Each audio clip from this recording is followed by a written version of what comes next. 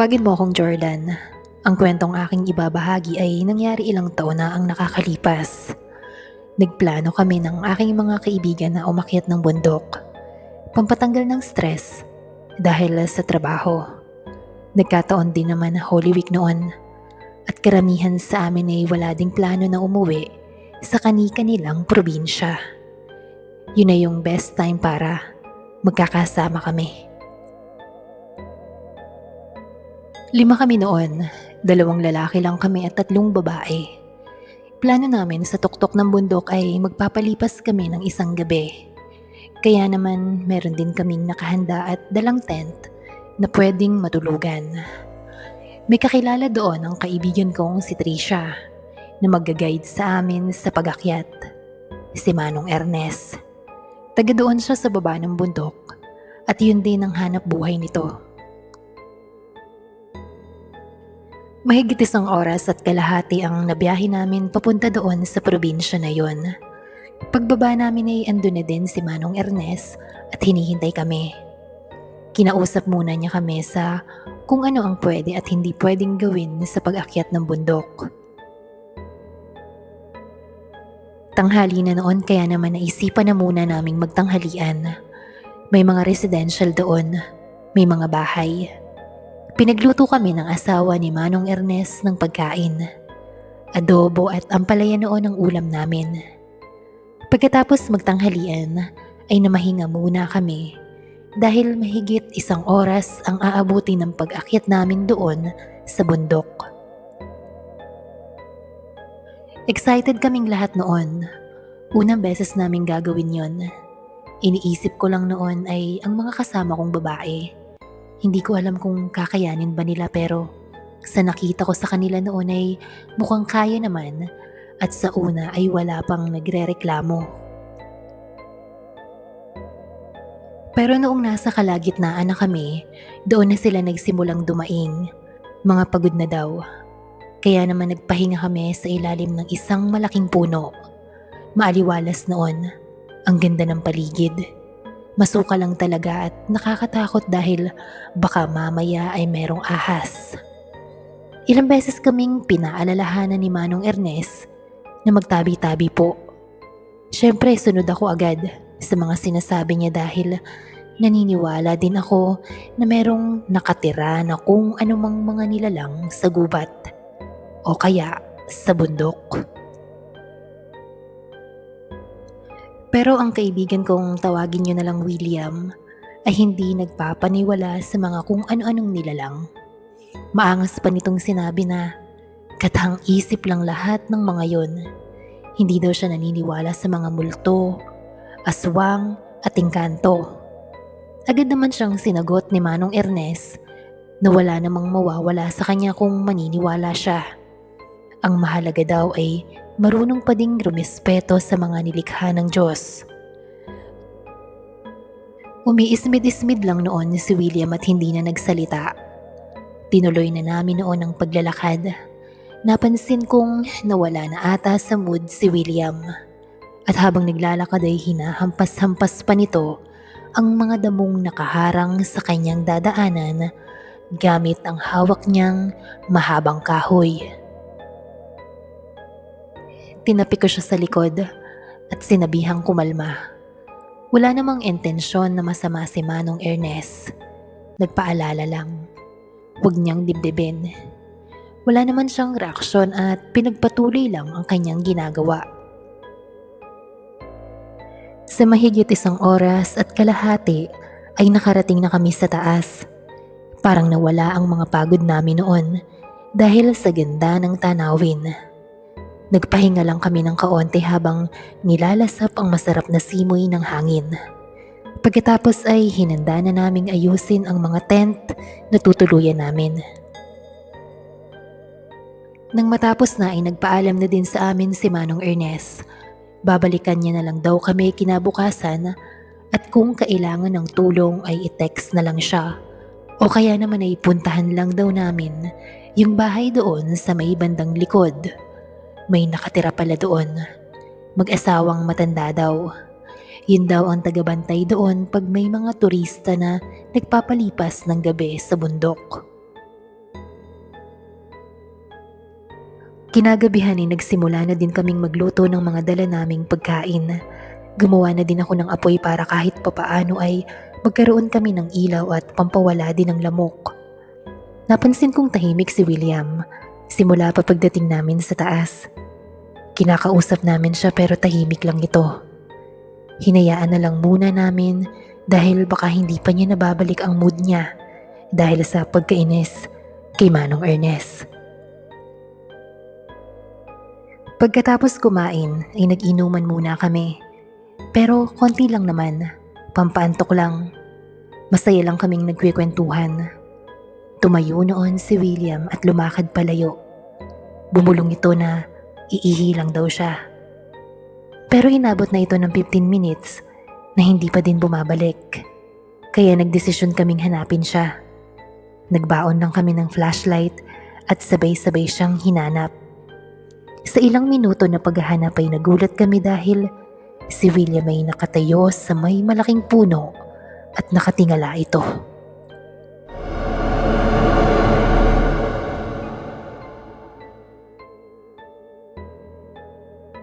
Kinakausap namin siya noon pero hindi ito sumasagot. Niyuyugyug ko siya pero parang wala ito sa ulirat. Nang biglang sampalin ni Trisha si William. Para itong natauhan at takang-taka. Nagtanong pa ito bakit siya sinampal. Sunod nun ay bumalik na kami sa tent. Nagligpit na lang kami noon ng mga kalat at nagsimula na magpahinga. Kami ang magkasama ni William sa tent. Salita ako ng salita noon pero hindi niya ako pinapansin. Nakahiga itong nakatalikod sa akin. Hinayaan ko siya at nagsimula na din akong matulog. Bandang 12:00 ng hating gabi ay naalimpungatan ako dahil si William nakaupo. Napabango na din ako at agad nagbukas ng flashlight. Hindi daw ito makatulog dahil sobrang kati ng katawan niya, lalo na sa likod. Kamot ito ng kamot. Lumabas ako noon at ginising sila Trisha. Baka meron silang lotion o anuman para sa pangangati. Lumabas na muna kaming lahat noon.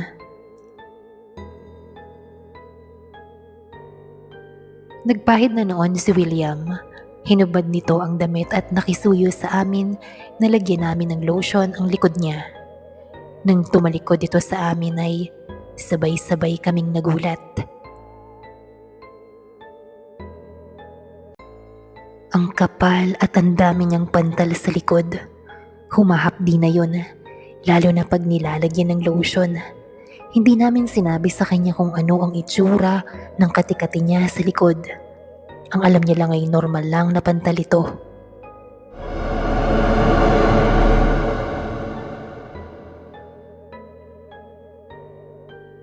Nag-alala kami noon pero hindi namin alam kung saan ba niya yun nakuha. Dahil kung gawa lang yun ng insekto, dapat pati ako ay meron na. Dahil magkatabi kami ng higaan. Pumasok na ulit si William sa tent at nagsimula na ulit matulog. Naiwan kami sa labas at napapaisip kung ano ang nangyayari sa katawan niya. Hindi na kami makatulog noon. Maya-maya ay narinig naming umuungol si William. Agad ay pinasok namin siya sa tent. Pawis na pawis ito.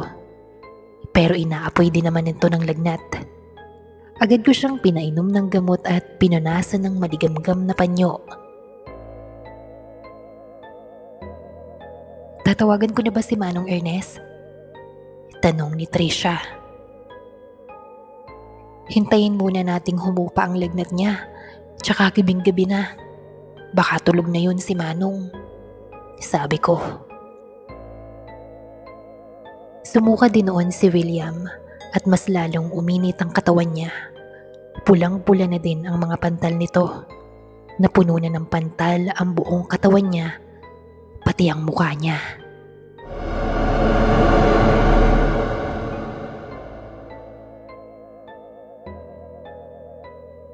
Humingi na tayo ng tulong dun sa mag-asawang matanda. Baka kung ano nang nangyayari sa kanya. Wika ni Trisha. Iniwan namin yung dalawa naming mga kasama para bantayan si William at kami naman ni Tricia ang maghahanap ng bahay ng mag-asawang matanda. Medyo may kalayuan din pero natunto namin ito. Kumato kami ng maraming beses. Pinagbuksan naman kami. Tawagin niyo na lang Lolo Bert at Lola Selma. Humingi kami ng tulong para kay William at nagtaka kami dahil alam nila kung ano ang nangyayari sa amin.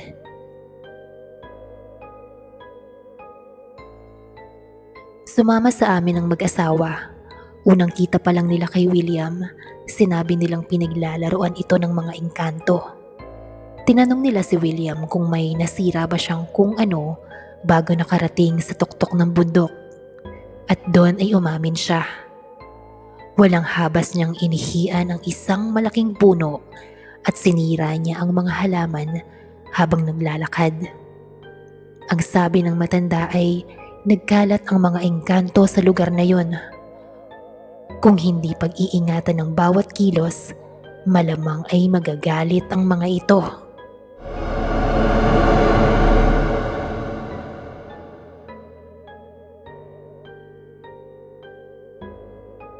May pinahid si Lola Selma na langis na may kasamang dasal. Kumuha ito ng dahon at nilagay sa iba't ibang parte ng katawan ni William. Nagpausok din ito. Parang tuyong dahon yun na nakalagay sa bote. Hinipan pagkatapos dasalan. Sabay sinindihan at pinatay ang apoy. Nang silipin ni Lola Selma ang likuran ni William, ay napailing na lang ito. Isang duwende daw ang ginambala ni William.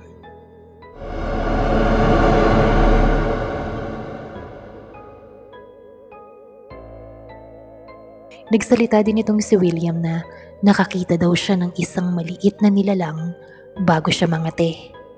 Binaliwala lang daw niya ito dahil akala niya ay namamalikmata lang siya.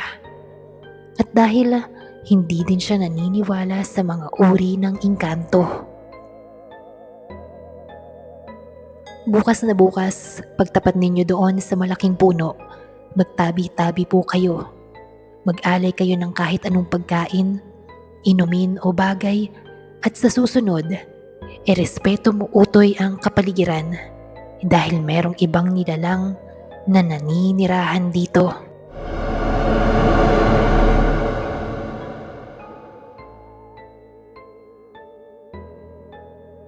Umalis na din noon ang mag-asawang matanda. Mangiyak-ngiyak pa itong si William at nangakong hindi na daw niya uulitin. Hindi na kami dapuan ng antok noon dahil sa mga nangyayari. Natakot din kami dahil hindi namin alam na mararanasan namin itong kababalaghan na ito. Bago sumikat ang araw ay naghanda na kami ng mga gamit. Aalis na din kami. Imbis kasi na maging masaya lang ang pagstay namin sa bundok, ay nakaramdam pa kami ng takot. Hindi pa din humuhupa ang katikate sa katawan ni William at hindi pa rin bumababa ang lagnat nito. Dumating na din noon si Manong para sunduin kami dahil noong gabi pa lang ay tenext na siya ni Tricia. Napatitig ito kay William pero hindi na lang ito umimik. At mukhang alam na niya kung ano ang nangyari. Sa pagtapat namin doon sa malaking puno ay inalaya namin ito ng pagkain at ng taimtim na dasal. At kung nagambala sila ni William ay humihingi ito ng tawad.